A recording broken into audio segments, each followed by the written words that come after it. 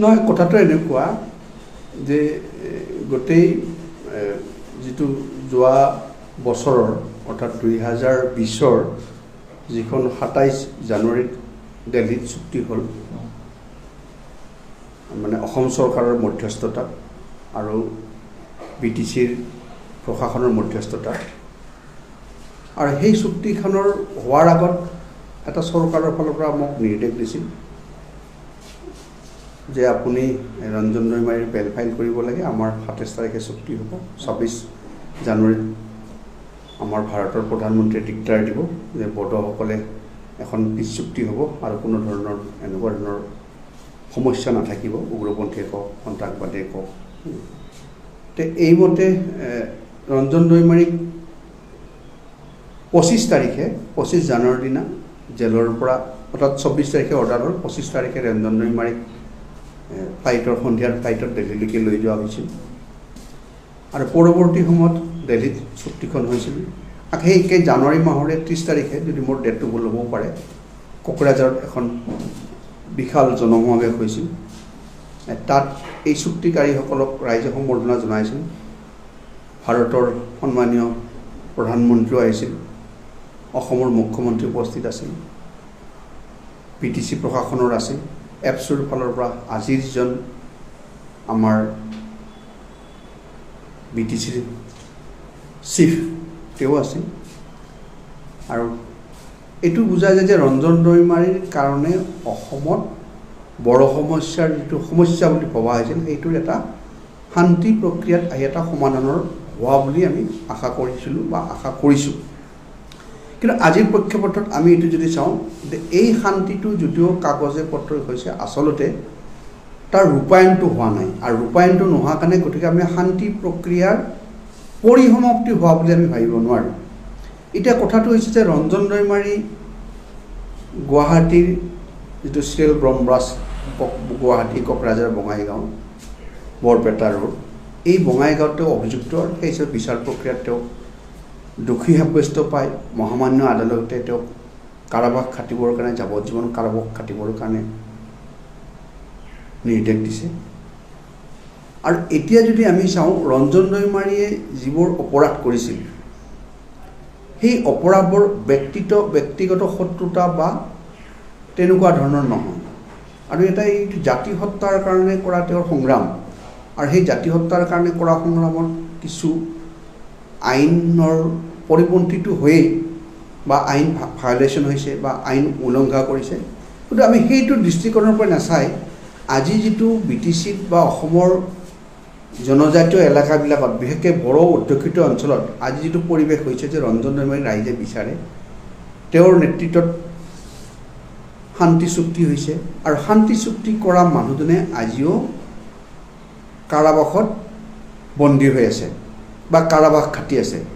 গতিকে সেইকাৰণে ৰাইজৰ দাবীটো নিতান্তই গ্ৰহণযোগ্য বা তেওঁলোকৰ দাবীটোত যুক্তিযুক্ততা আছে।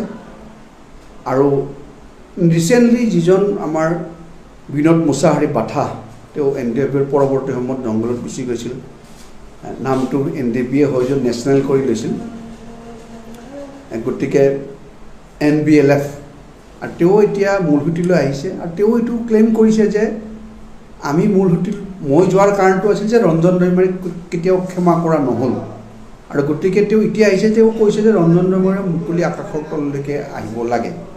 এতিয়া মই আইনৰ কথাটো ক'ব লাগিলে এনেকুৱা, যিহেতু মানুহজন এটা কেছত দোষী সাব্যস্ত ব্যক্তি, গতিকে অন্য ধৰণৰকৈ এমনেষ্টিটো দিয়াটো অলপ অসুবিধা। কিন্তু ভাৰত চৰকাৰে বা অসম চৰকাৰে এইটো কৰিব পাৰে যে ৰঞ্জন দৈমাৰী গুৱাহাটী উচ্চ ন্যায়ালয়ত যিটো বেল, মানে তেওঁৰ যিটো এপিল পেণ্ডিং আছে, তাত আমি বেল পিটিশ্যন ফাইল কৰিব পাৰোঁ।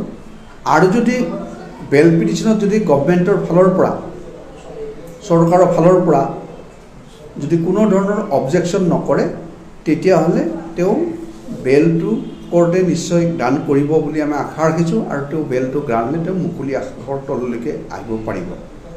গতিকে যিহেতু এইটো পলিটিকেল ইছ্যু, আৰু গভৰ্ণমেণ্টেও এই সম্পৰ্কে সুকীয়াকৈ ডিচিশ্যন লৈ পেলাই বাকী পাৰ্টটো এনে দেখাত নোৱাৰে, কিন্তু গভৰ্ণমেণ্টে যদি ডিচিশ্যন লয় যে ৰঞ্জন দৈমাৰীৰ মুকলি আকাশৰ তলত আহিল বা তেওঁক এৰি দিলে আজি যিটো BTCৰ শান্তিৰ যিটো স্থিতাৱস্থা সেইটো কণ্টিনিউ হ'ব বুলি যদি আশা কৰা যায় বা হ'ব বুলি আমি ভাবোঁ, তেতিয়া ৰঞ্জন দৈমাৰী জেলৰ পৰা মুক্তি পোৱাটো সকলোৰে কাম্য।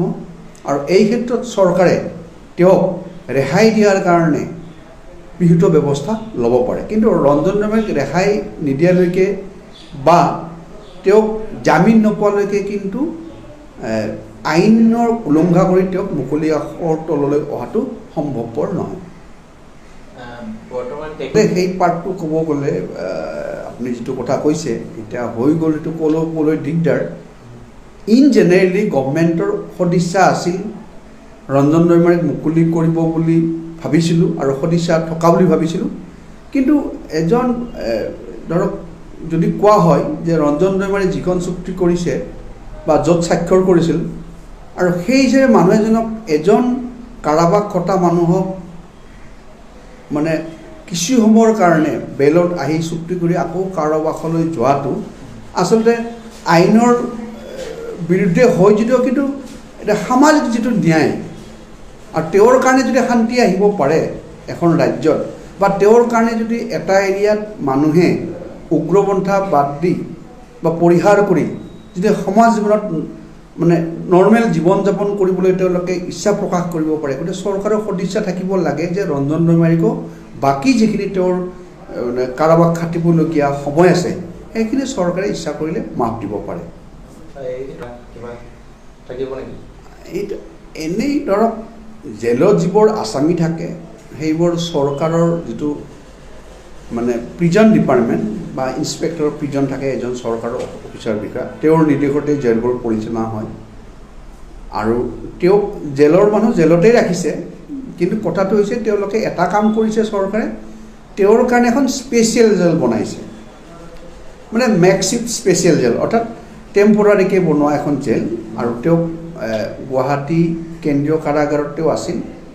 যোৱা 22 তাৰিখে তেওঁক কেন্দ্ৰীয় কাৰাগাৰৰ পৰা এখন বেলেগ মানে কেন্দ্ৰীয় কাৰাগাৰৰে এটা পাৰ্ট, গোটেই তেওঁ জেলতে আছে, মানে জেলৰ বাহিৰত থকা নাই বা তেওঁক বেলেগত বন্দী কৰি ৰখা নাই। তেওঁক চোৱা চিতাবোৰ জেলৰ তাত এজন এছিষ্টেণ্ট জেলাৰ আছে, বাকী জেলৰ যিখিনি থাকিব লাগে জেলৰ পৰাই খানা দিয়ে, জেলৰ পৰাই গোটেই নিয়ন্ত্ৰণ হয়। সেইটো ক্ষেত্ৰলৈকে ঠিকে আছে। আৰু যদি মই এজ এ লয়াৰ বা এজন BTCৰ নাগৰিক হিচাপে, বড়োলেণ্ডৰ নাগৰিক হিচাপে ক'ব বিচাৰোঁ, যদি গভৰ্ণমেণ্টৰ কোনো ধৰণৰ সদিচ্ছা বা দেখুৱাইছে, যদি কোনো ভাল ভাৱত এটা শান্তি প্ৰক্ৰিয়াত বাধাক এটা যিটো শান্তি প্ৰক্ৰিয়া বিচাৰিছে তাক সন্মান জনাই যদি গভৰ্ণমেণ্টে কিবা পদক্ষেপ ল'ব খুজিছে তেতিয়া আমি ৱেলকাম কৰোঁ।